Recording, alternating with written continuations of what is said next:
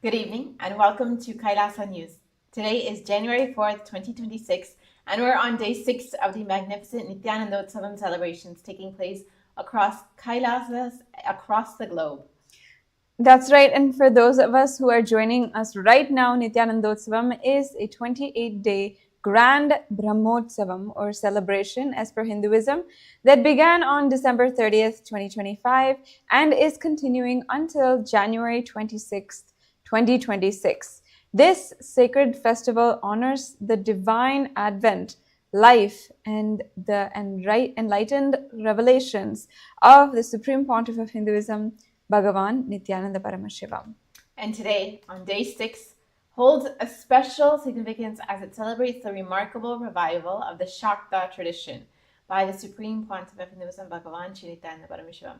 This is a powerful testament to the restoration of feminine divine consciousness in spiritual practice. This celebration connects directly to something truly extraordinary happening in Kailasa that is called Hindu feminism. This isn't just a theoretical philosophy, it's being lived and implemented in amazing ways. I think many of our viewers would be fascinated to learn more.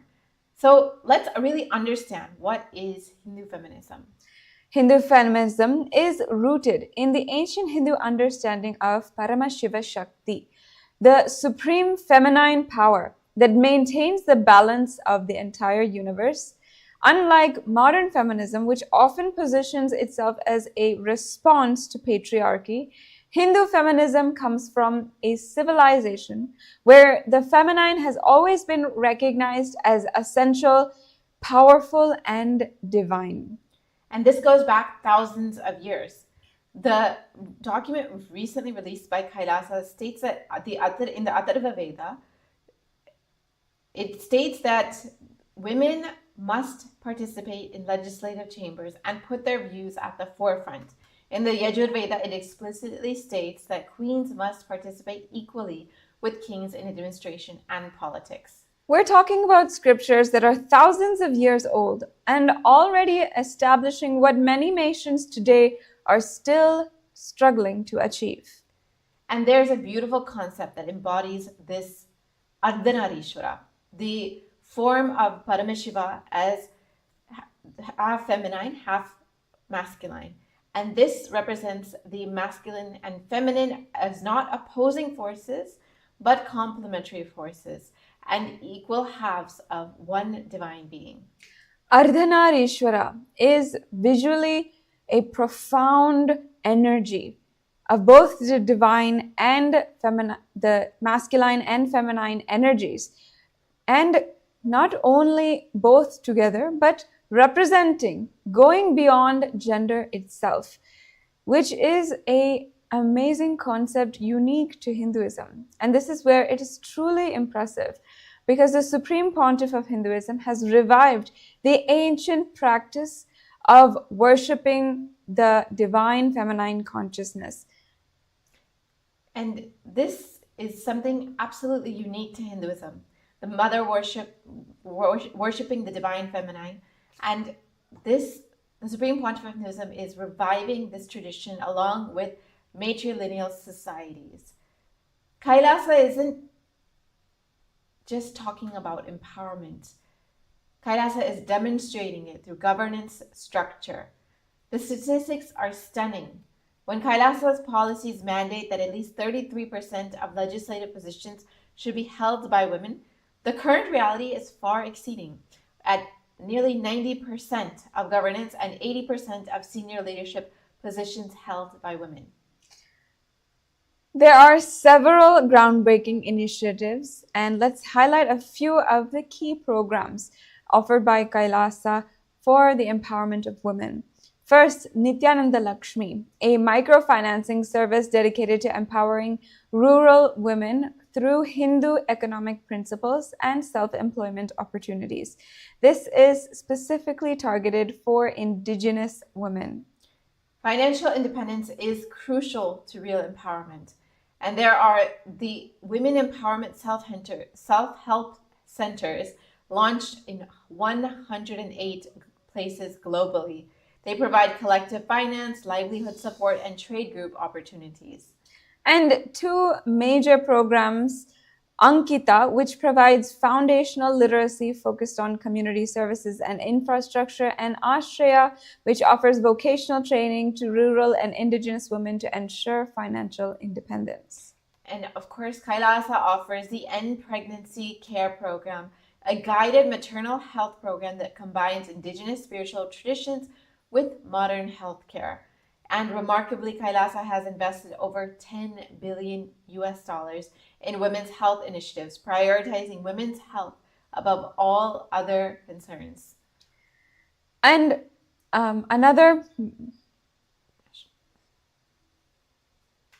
one of the most beautiful contributions of the Supreme Pontiff of Hinduism is also reviving the ancient endangered lineages, monastic orders for women. The Supreme Pontiff of Hinduism is initiating women into the orders of sannyas, as yoginis, as rudrakanyas, and these women are being trained and authorized to perform temple rituals and hold priestly roles that in recent centuries have been restricted only to men. And the Supreme Pontiff of Hinduism has revived the Yogini Sarvajñapita, the traditional Hindu university specifically for women, nuns, and girls. This is continuing the legacy of ancient Hindu scholars, female scholars like Maitreyi, Gargi, who were renowned for their profound knowledge. Unfortunately, in Sanatana Hindu Dharma, we have seen the degradation of the ancient and endangered lineages and the female monastic traditions through the colonial era. These sacred women were stigmatized and they were completely destroyed through atrocity literature and straight massacre in mass numbers. Colonial rule also disenfranchised women from their property rights and inheritance rights, which had been protected under Hindu law. So the Supreme Pontiff of Hinduism is systematically restoring what was destroyed, especially working towards what is relevant for today's society.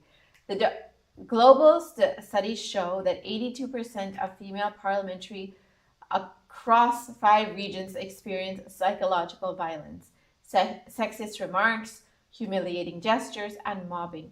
Nearly 44% receive threats of death, rape, or assault. These statistics are shocking, and it shows how much work remains to be done in the front of women empowerment and stopping the discrimination of women. Kailasa itself has faced persecution for the empowerment of women and accounts of female monks being assaulted or forcibly evicted from monasteries, and disinformation campaigns aimed at character assassination are few examples of what has happened to the women leaders of Kailasa. And this is only because the Supreme Pontiff of Hinduism is reviving Hindu feminism. And this Hindu feminism directly challenges patriarchal systems in place. Yes. And the Supreme Pontiff of Hinduism is not just reviving Hindu feminism, but empowering women to experience the divine Shakti within them, the divine feminine energy within them. And today we are specifically celebrating that Shakta tradition, which the Supreme Pontiff of Hinduism is reviving. And there have been several sevas that devotees have been able to offer on this auspicious day, including the Alankara Seva, a sacred adornment service celebrating the Devi Darshan and the revival of the Shakta tradition by the Supreme Pontiff of Hinduism. And devotees were also able to offer the Sri Vidya Puja, which is specifically a puja offered in the Shakta tradition and invoking the Cosmic Mother through the Guru, which is understood, who is understood as the living form of Parāśakti, the supreme divine feminine energy. And this is one of the most profound practices in the Shakta tradition. And devotees had the opportunity to be a Mahayajaman of all the sevas for today as well. And this being a Mahayajaman is one of the ways that each and every individual has the blessing to have that feeling connection with the Supreme Pontiff of Hinduism and the embodiment of the supreme divine feminine power. This really emphasizes the living, experiential nature of all of the sevas. Now, the Supreme Pontiff of Hinduism also delivered a profound message today to devotees across the globe who tuned in to hear the 28-day series of revelations on Open the Door, Let the Breeze In. So many of our viewers have had the opportunity to tune in throughout the 6 days so far.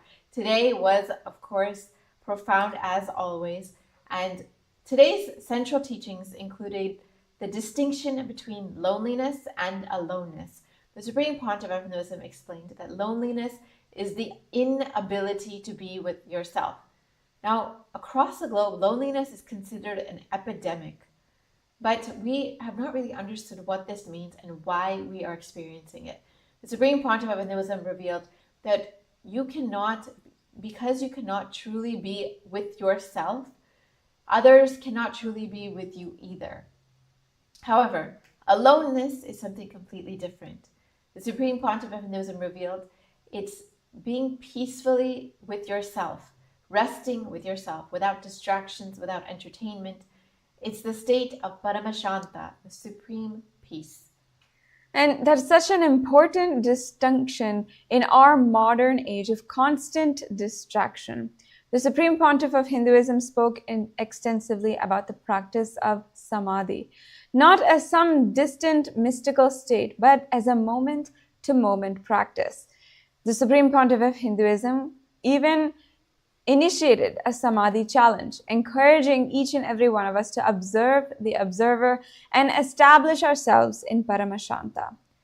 And there is a specific practice and initiation the Supreme Pontiff of Hinduism gave today for each devotee to practice right before sleeping. The Supreme Pontiff of Hinduism guided devotees to offer their fears, their patterns, the thoughts that bind them, into the cosmic fire before sleeping, surrendering the mind to the ultimate and dissolving the mind. The next day, declare that you will be reborn the next day with pure consciousness. Yes, and the Supreme Pontiff of Hinduism further taught that the ego, the deluded concept we have about ourselves, must be destroyed again and again until the ultimate experience happens. In the Supreme Pontiff of Hinduism said, in this body, many times your identity needs to die. And powerfully, Swamiji, the Supreme Pontiff of Hinduism, declared, that ego getting destroyed is victory. And the Supreme Pontiff of Hinduism has also revealed many aspects about diet and lifestyle. The Supreme Pontiff of Hinduism has always been a proponent of pure vegetarianism. Today, the Supreme Pontiff of Hinduism explained deeper into why non-vegetarian actually affects the body and creates karma. The non-vegetarian food leaves neuropeptides, which are the toxins within the body. And because we carry those toxins, and when we eat meat, non-vegetarian food, this creates karma within us. When we detox ourselves from these neuropeptides, these toxins, the karma leaves us. And the best way to detox ourselves is through unclutching, witnessing the witness, observing the observer. The Supreme Pontiff of Hinduism explained that when you establish yourself in Paramashanta, you become a tuning fork for harmony, for everything happening around you. You radiate this frequency to others. And the Supreme Pontiff of Hinduism gave the example from his own divine life, interacting with 85,000 people in one day while maintaining a centered state. And the Supreme Pontiff of Hinduism has also revealed about this digital age that we're in and how the AI age is going to change the face of religion. across the globe for each of us. The Supreme Pontiff of Hinduism revealed that the Generation Z is no longer going to be prioritizing practiced religions, but rather prioritizing spirituality, authenticity, and intelligent surrender. The Supreme Pontiff of Hinduism explained that the Gen Z is moving more and more towards spirituality, towards seeking, towards understanding the deeper questions of life. The Supreme Pontiff of Hinduism had also encouraged devotees to continuously connect to Paramashanta and practice unclutching. Before we close, let's remind the viewers about the culmination of these celebrations, the peak of the Nithyanandotsavam, which will be on January 11th, the Jayanti day, the Dinotsava, the Nithyananda Dinotsava, the day of the happening of the avatar on planet Earth during the holy month of Margari under the Chitra Nakshatram. And this isn't just a celebration, it's a living expression of the enlightenment science of Sanatana Hindu Dharma, offering a condensed experience of all 12 Brahmotsavams of KAILASA through powerful rituals, spiritual grandeur, and deep devotion. And today, devotees across the globe and throughout the celebrations have been offering their love, their gratitude, and their devotion to the Supreme Pontiff of Hinduism, to Swamiji for happening in their life. And sentiment analysis on all of the messages sent to the Supreme Pontiff of Hinduism have revealed that 90% of all messages sent have been about offering their gratitude, their love, their devotion to the Supreme Pontiff of Hinduism. You too can offer your love, your gratitude, your devotion for the avatar, for the Swamiji happening in your life through the various sevas offered in Kailasa. As we revealed today, we had various alankara sevas and pujas. You too can offer the different sevas, and on the auspicious day of Jayanti coming up, you can also offer the Pratyaksha Pada Puja directly to the feet of the Supreme Pontiff of Hinduism. If you would like to learn more about this, you can leave a comment in the comment section below, or you can scan the QR code and learn more. Remember to like this video, share and subscribe to the channel so that you can stay tuned as we continue celebrating the Nithyanandotsavam, the happening of the avatar on planet Earth. That's all for today's update on Nithyanandotsavam, and stay tuned for more.